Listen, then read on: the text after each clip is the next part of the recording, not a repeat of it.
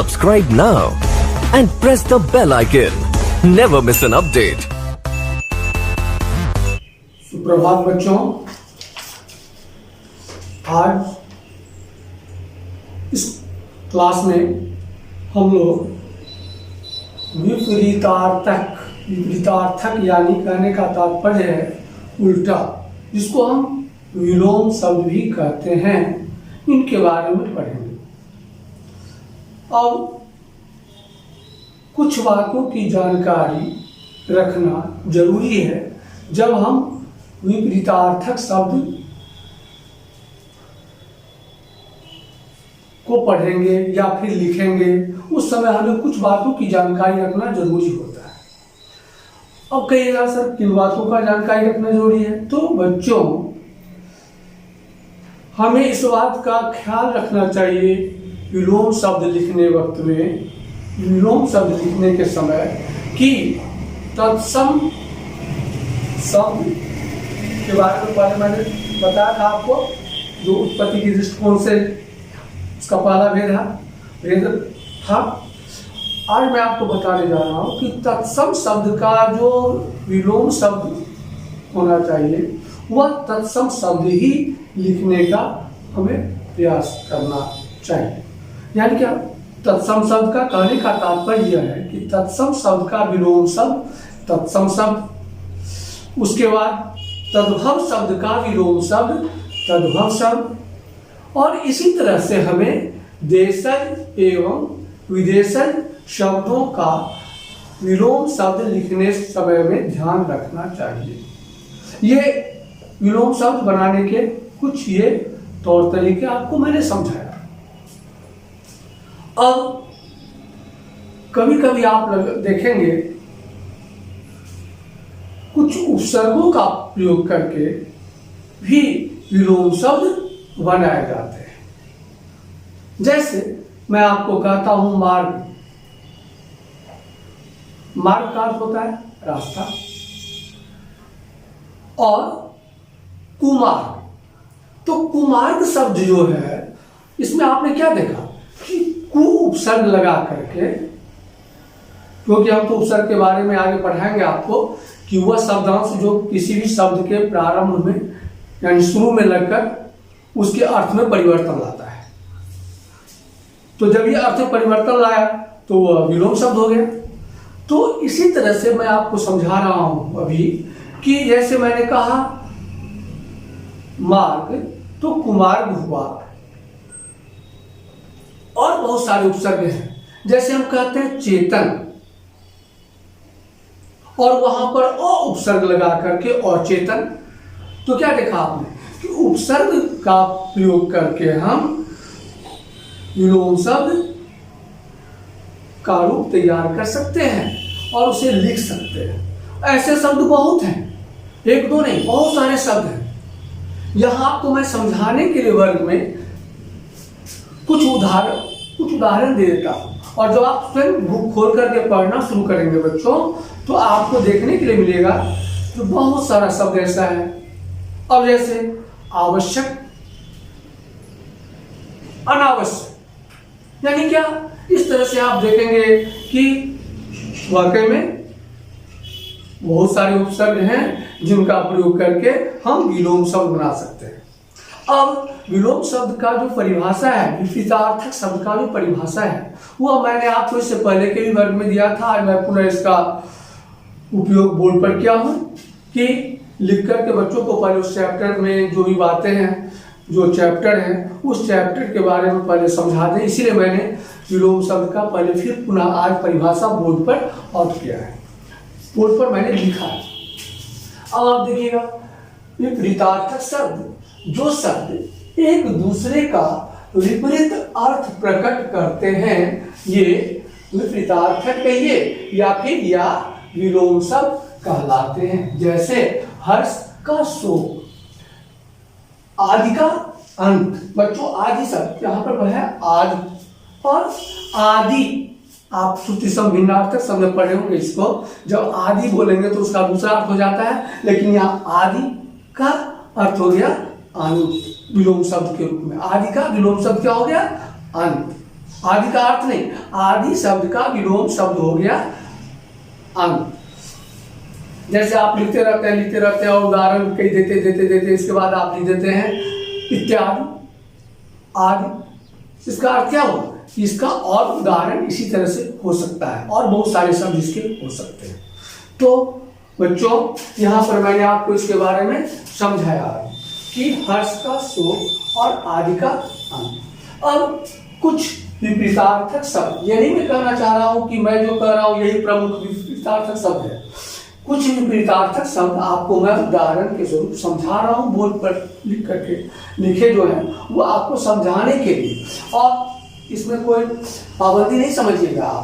आप इससे ज़्यादा भी जो है अपना याद कर सकते हैं, पढ़ सकते हैं, क्योंकि व्याकरण के जो कुछ उदाहरण ऐसे हैं इसको आप एक सीमित रूप में नहीं ले सकते, और बहुत सारे शब्द हैं जो इससे भी ज़्यादा बच्चे याद कर सकते हैं, याद करते आ रहे हैं, जानकारियाँ में उनके पास है, तो वह उनका भी जीवन में प्रयोग करेंगे। यहाँ पर कुछ मैंने आपको बताया है अभी लिख करके, उसको आप देखने का प्रयास करें।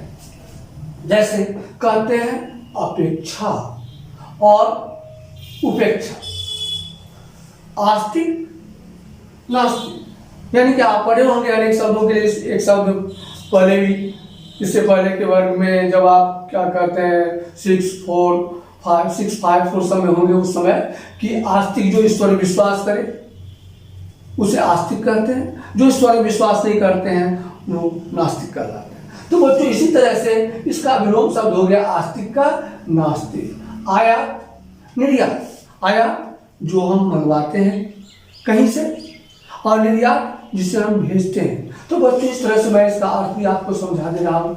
अवनति, उन्नति, उन्नति का अर्थ हुआ विकास, और अवनति का अर्थ हो जाता है यानी वह नीचे की ओर लुढ़क रहा है, आगे उसका विकास नहीं होकर के उसका अवनति हो रहा है। अपना पराया, यानी आप प्रयोग करते हैं कि ये मेरा अपना है और वो मेरा पराया है। पराया माने क्या? दूसरा, यानी कि वो दूसरा है, ये मेरा अपना है, निजी है। तो उपस्थित बच्चों आपसे कभी कभी शिक्षक पूछ देते हैं कि कल आप वर्ग में उपस्थित क्यों नहीं थे, और इसी का हो जाता है अनुपस्थित, यानी क्या? उपस्थित आप हैं, अनुपस्थित आप उस जगह पे नहीं है। तो कहने का तात्पर्य है उपस्थित, अनुपस्थित, उत्तीर्ण, अनुत्तीर्ण, इस शब्द का प्रयोग करें आप जब परीक्षा को पास करते हैं, मैट्रिक वगैरह, तो आप प्रयोग में देखते होंगे लोग करते हैं कि ये प्रथम श्रेणी से उत्तीर्ण किया है, वह मैट्रिक की परीक्षा प्रथम श्रेणी से उत्तीर्ण किए हैं। और जब कोई बच्चे कुछ ही मार्क के लिए फेल कर जाते हैं तो उसको कहा जाता है अनुत्तीर्ण, यानी क्या? वह इस बार मैट्रिक परीक्षा में अनुत्तीर्ण हो गया, यानी कहने का तात्पर्य उत्तीर्ण का अनुत्तीर्ण। ऋण, उऋण, आद्र, शुष्क, स्वीकार, अस्वीकार, यहां भी आप देखेंगे ये और जो है यह उपसर्ग का काम कर रहा है, और स्वीकार मुझे आपका विचार स्वीकार है, आप जो कह रहे हैं वह मुझे मान्य है, और जो चीज नहीं मानते हैं उसको कहते हैं कि वह मेरे बातों को अस्वीकार कर दिया, यानी क्या? नहीं मान। तो इसी तरह से कटु, यानी क्या? जब कोई अच्छे बोल बोलते हैं तो उसको मधुर कहा जाता है, मधुर वचन। और जब कोई उसके जगह पर ऐसी बोली बोलते हैं जो दूसरों को खराब लगता है, अप्रिय लगता है, तो उसको कहते हैं कटु वचन, यानी क्या? कटु का उल्टा हो गया मधुर। उच्चतम, निम्नतम, उच्चतम यानी क्या? सबसे ऊंचा, निम्नतम यानी क्या? सबसे कम। तो ये इसके उल्टे शब्द हो गए। ग्रीष्म, काफी आप देखेंगे यहाँ पर शरद, ग्रीष्म आप गर्मी के मौसम को कहते हैं, जानते हैं, इसका उल्टा हो गया शरद। चेतन और चेतन, यहां भी ये अवसर का काम कर रहा है, तो अवसर लगा करके चेतन का अचेतन हो गया। आगमन प्रस्थान यानी क्या, आप देखे होंगे प्राय रेलवे स्टेशन पर आप टिकट घर के पास जाएंगे तो लिखा रहेगा कि इस ट्रेन के आने का आगमन ये है, और इनके जाने का यानी क्या, यहाँ से ट्रेन को आगे बढ़ने का समय कुछ और है। तो आगमन और प्रस्थान वहाँ पर उपयोग में लाए जाते हैं। बहुत सारे और जगह भी उपयोग में लाए जा सकते हैं, बहुत सारे जगह उपयोग हो सकते हैं इन शब्दों का। कोई जरूरी नहीं है कि सिर्फ मैं एक उदाहरण के लिए आपको बताया कि वहाँ जब आपको जाने का मौका मिलेगा कभी रेलवे स्टेशन, तो आगमन और प्रस्थान सब लिखे रहते हैं ऊपर एक समय तालिका में। उसके बाद आत्मा परमात्मा अनिवार्य ऐच्छिक यानी क्या, ये पढ़ना आपको अनिवार्य है। और कुछ विषय होते हैं जो इसको कहते हैं कि नहीं, ये ऐच्छिक विषय के रूप में उपयोग किए जाते हैं, ऐच्छिक विषय हैं, आप इसे नहीं भी रख सकते हैं। तो अनिवार्य का हो गया ऐच्छिक। अपव्यय, मितव्यय, आधुनिक, प्राचीन, यानी इन सब, ये जो मैं बोर्ड पर कुछ आपको शब्द दिए हैं, इन शब्दों से आप ज्यादा करा परिचित होंगे। और बहुत सारे शब्द हैं विलोम शब्द, लेकिन आपको मैंने आज मुख्य जो बात बताया वह इस वर्ग में मेरे बताने का जो मुख्य उद्देश्य था कि मैं बच्चों को यह बता दूं कि प्रायः आप लिखने वक्त में जब आप विलोम शब्द लिखें तो अगर वह तत्सम शब्द है तो तत्सम शब्द में इसका प्रयोग करना ही उचित समझें। तद्भव है तो तद्भव में ही विलोम शब्द लिखें। इसी तरह से आप देशज और विदेशज में भी इस तरह की प्रक्रियाएं अपना सकते हैं, प्रयास करेंगे अपनाने का। और इसके साथ मैंने और आपको बताया आज कि कुछ उपसर्गों को लगा प्रयोग करते हुए हम लोग विलोम शब्द बना सकते हैं। और मैं बहुत कम ही आपको देता हूँ एक दिन में समय, ताकि बच्चे कम समय का फायदा उठा करके कुछ उसको पढ़ने में रुचि जगाएं। क्योंकि कभी कभी बच्चे लोग कहते हैं कि बहुत ज़्यादा देर तक सुनते सुनते या क्या कहते हैं लिखते लिखते वो उब जाते हैं। तो ऐसा नहीं, थोड़ा सा ही पढ़िए, लेकिन आप हर रोज पढ़िए, हर रोज उसको देखने का प्रयास कीजिए, हर रोज समझने का प्रयास कीजिए। और इसी तरह से हम व्याकरण का जो वह पाठ्यपुस्तक आपके वर्ग में दिया गया है, प्राय आप देखेंगे 6, 7, 8, 9, 10, तो आपको इसी तरह से, और ये सब जब ऐसे हैं यानी क्या, ये व्याकरण के ऐसे हिस्से हैं जो आप मैट्रिक तक आपको काम आएंगे, इसीलिए उससे आगे भी काम आ सकते हैं। तो आप इस सब चीज़ों को स्मरण में रखने का प्रयास करें। चलिए आज इतना ही, अब पुनः हम लोग अगले वर्ग में देखेंगे इसके बाद मुझे कौन सा पाठ पढ़ना है। धन्यवाद।